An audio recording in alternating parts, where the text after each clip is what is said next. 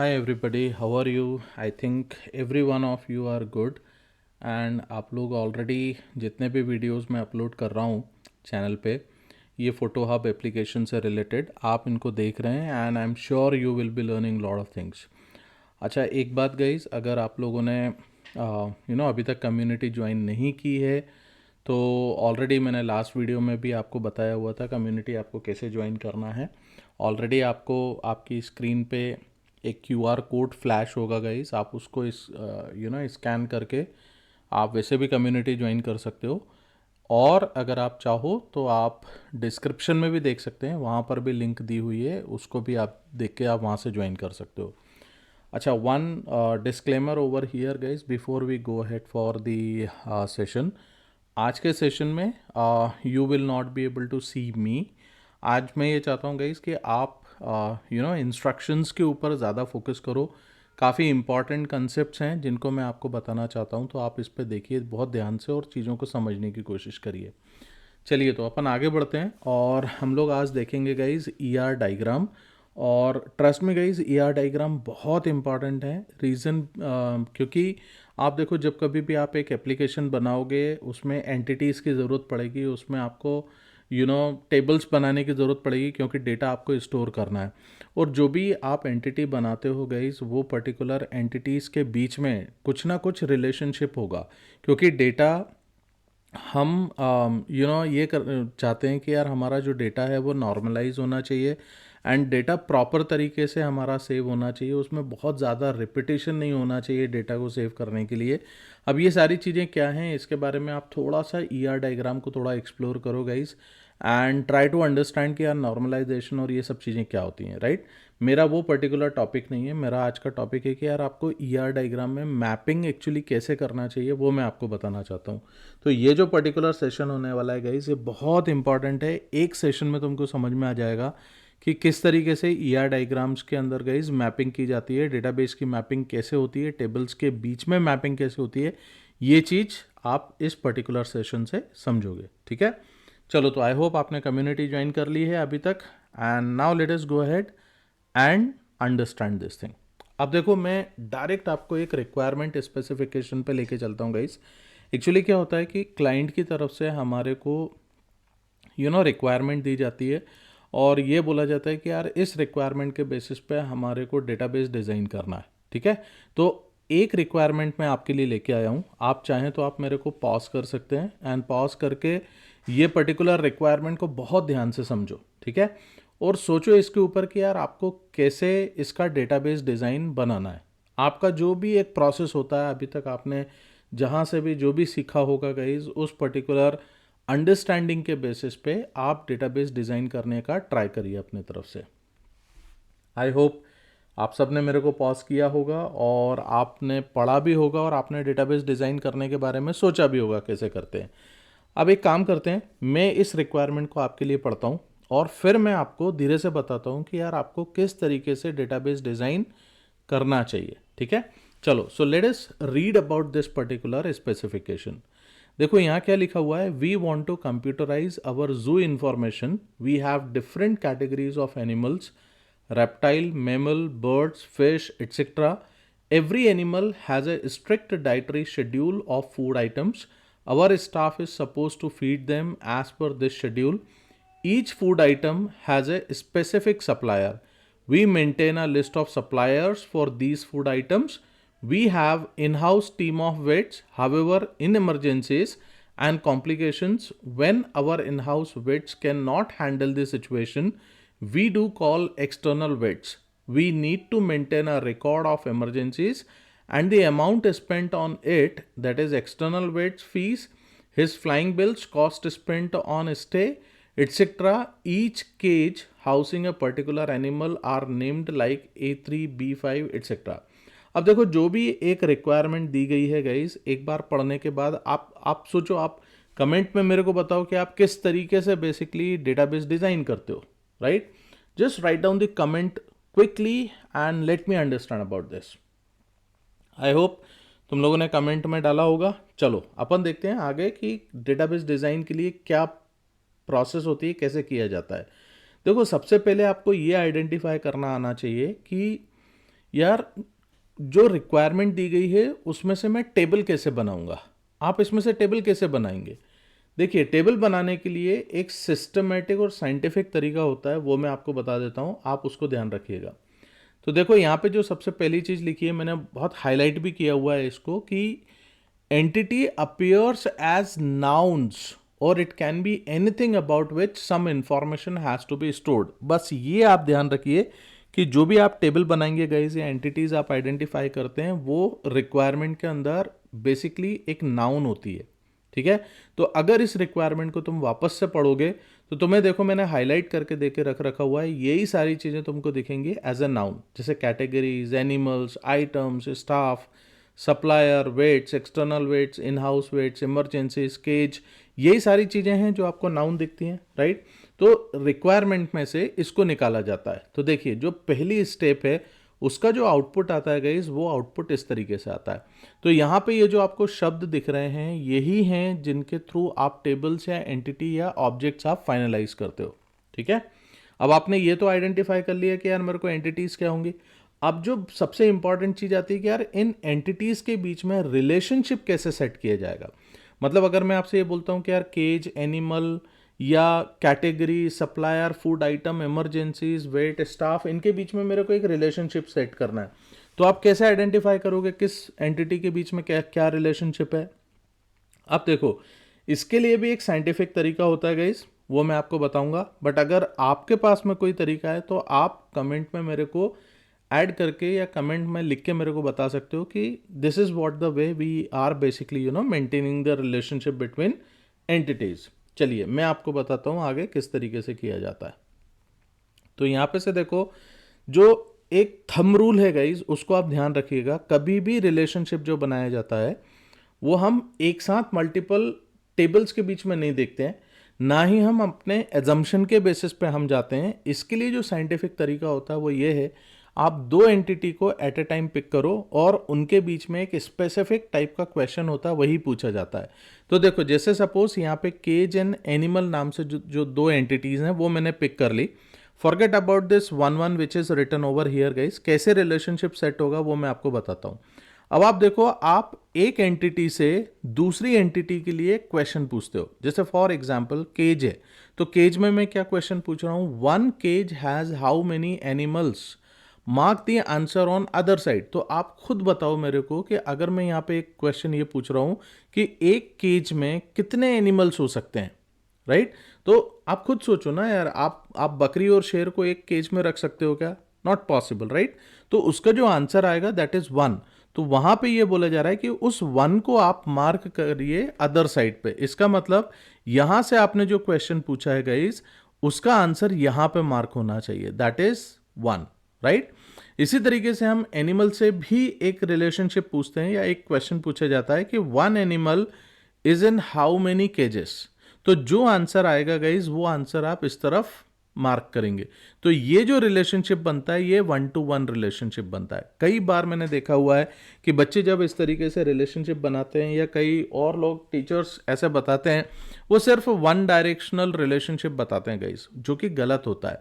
आपको दोनों तरफ से रिलेशनशिप फाइंड आउट करने हैं। अब मैं आपको इसका रीजन बता देता हूं कि ऐसा क्यों किया जाता है। लेट्स से फॉर एग्जांपल जब आप एक एप्लीकेशन बनाओगे, अगर सपोज मैं ये चाहता हूं कि जब आपके पास में केज की लिस्ट आ रही है तो मुझे ये देखना है कि यार इस पर्टिकुलर केज के अंदर कौन सा एनिमल है। Are you getting my point. तो अगर वैसा कुछ मेरे को करना पड़ेगा तो आपके पास में वो रिलेशनशिप होगा, तभी जाके आप एनिमल की डिटेल निकाल सकते हो। अगर आपके पास में एनिमल की लिस्ट है और आप ये देखना चाहते हो कि यार ये पर्टिकुलर एनिमल कौन से केज में है, तब भी वही रूल आपके लिए अप्लाई होता है, राइट।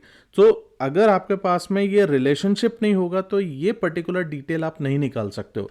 तो यहाँ पे अगर आप देखोगे तो आपके पास जो रिलेशनशिप बन रहा है that is one to one relationship. चलो अपन आगे और दूसरा एक एग्जांपल लेते हैं। मैं आपको अलग अलग एग्जांपल से अलग अलग रिलेशनशिप समझाने की कोशिश कर रहा हूँ गाइस। अब देखो यहाँ पे एक रिलेशनशिप अपन पकड़ लेते हैं, जैसे एनिमल एंड फूड आइटम। अब अगेन देखो मैं यहाँ पे क्या क्वेश्चन पूछ रहा हूँ, one animal consume how many food items, mark the answer on the other side. मतलब एक एनिमल कितने फूड आइटम्स कंज्यूम कर सकता है, मल्टीपल टाइप के कर सकता है, राइट। इसी तरीके से जब मैं बोलता हूं कि one food item is consumed by how many animals, उस केस में भी आपको मेनी मिलेगा। तो जो भी आपको आंसर आ रहा है गाइस वो अदर साइड में आपको मार्क करना है। मतलब एनिमल से अगर आपने कुछ क्वेश्चन पूछा और आंसर कुछ आ रहा है तो वो इस साइड पे आप मार्क करिए। एंड अगर फूड आइटम की साइड से आपने क्वेश्चन पूछा और जो आंसर आ रहा है वो इस तरफ आप मार्क करिए। एंड मेनी टू मेनी को अपन ऐसे एन से या एम से या अलग अलग नोटेशंस होते हैं उनसे आप ऐसे डिनोट कर सकते हो। तो यहाँ पे जो रिलेशनशिप बन के आ रहा है guys that is many to many relationship. Forget about this right now कि इसको कैसे बनाना है वो मैं आपको आगे बताऊंगा। अभी हमारा जो स्टेप चल रही है वो हम ये देख रहे हैं कि यार हम रिलेशनशिप एंटिटीज के बीच में क्या होगी वो हमें फिगर आउट करना है। उसको बनाएंगे कैसे वो मैं आपको आगे के सेशंस में बताऊंगा। ठीक है, चलिए नेक्स्ट देखते हैं। यहाँ पे देखिए मैंने एक दो एंटिटीज अगेन ली है। मैंने बोला फूड आइटम एंड सप्लायर। अब ठीक है, जो आपके सामने ये चीज़ आ रही है गाइस, रिलेशनशिप मैंने बना के रखा हुआ है, आप देख सकते हैं। उसका रीज़न भी मैंने लिखा है, बट इसको थोड़ा सा सोचने की कोशिश करो कि मैंने ऐसा क्यों किया है। देखो मैं पूछ रहा हूँ one food item is supplied by how many suppliers. भाई एक फूड आइटम कितने सप्लायर्स के थ्रू सप्लाई किया जा सकता है। अब अगर मैं यहाँ पे आपसे क्वेश्चन पूछूं तो यार आप देखो मल्टीपल सप्लायर जो है वो एक तरीके का फूड आइटम आपको दे सकते हैं, राइट। ये एक क्वेश्चन का आंसर आ रहा है, बट मैं यहाँ पे वन इसलिए लिख रहा हूं क्योंकि अगर हमें जो रिक्वायरमेंट दी गई है और उस रिक्वायरमेंट में बहुत क्लियरली स्पेसिफाई किया हुआ है कि भाई इस तरीके का रिलेशनशिप होना चाहिए, देन आपको उस केस को भी कंसिडर करना है। तो आप अगर वापस से ये पूरी रिक्वायरमेंट पढ़ोगे तो आपको वहां पे दिखेगा कि as per the requirement each food item has a specific supplier, ऐसा वहां पे लिखा हुआ है।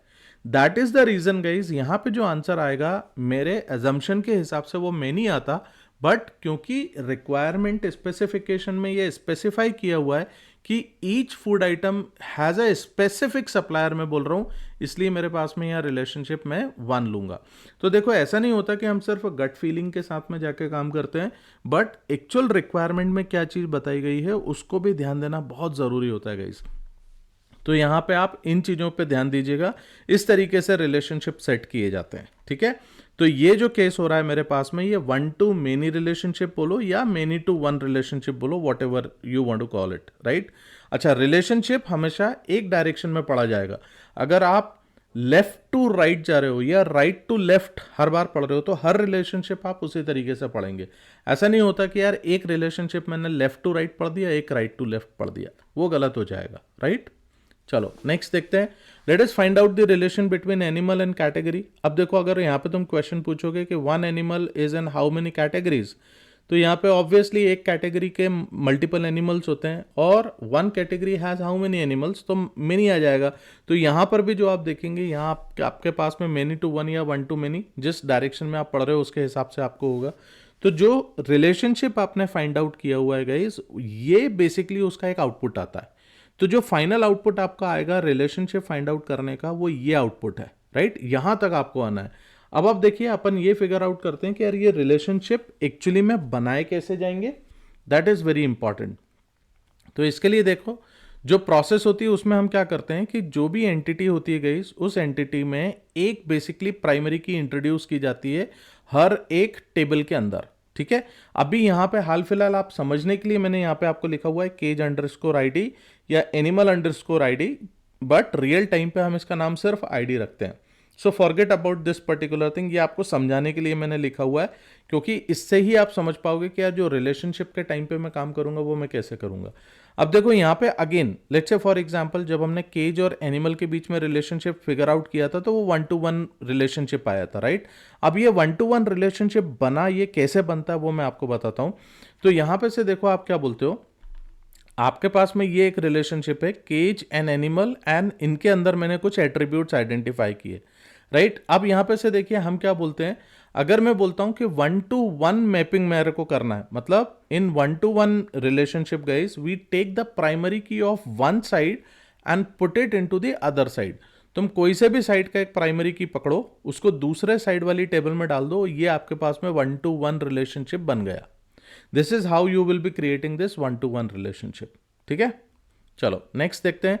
वन टू मेनी रिलेशनशिप जब मैं बोलूंगा तो अगेन वन साइड का प्राइमरी की मेनी साइड में एज ए फॉरेन की आपको सेट करना पड़ेगा। तो यहां पे से देखो मैंने सप्लायर आईडी जो बनाया हुआ था वो सप्लायर आईडी में यहाँ पे मैं डाल रहा हूँ। अभी ये सिर्फ समझाने के लिए मैं बोल रहा हूँ गाइज, रियल टाइम पे जब मैं प्रोजेक्ट बनाऊंगा उस समय पे मैं आपको इसका अलग केस बताऊंगा, बट यहाँ सिर्फ समझने के लिए है कि ये कैसे बनाया जाता है, राइट। चलिए नेक्स्ट देखिए, मेनी टू मेनी रिलेशनशिप जब अपन बनाते हैं, ये बहुत स्पेसिफिक केस है, इसको ध्यान से समझना।